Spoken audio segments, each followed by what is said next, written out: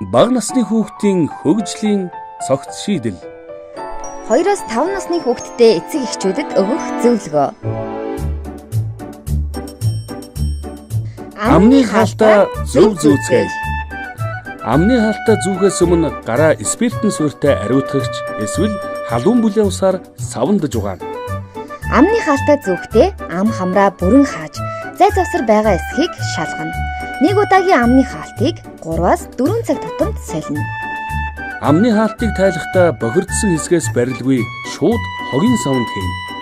Амны хаалтаа солих бүртээ гараа савандж угаагаарай. Хүний гарт маш олон төрлийн нян агуулгаж байдаг учраас гар барьж мэдлэх нь нян дамжуулах эрсдэлтэй.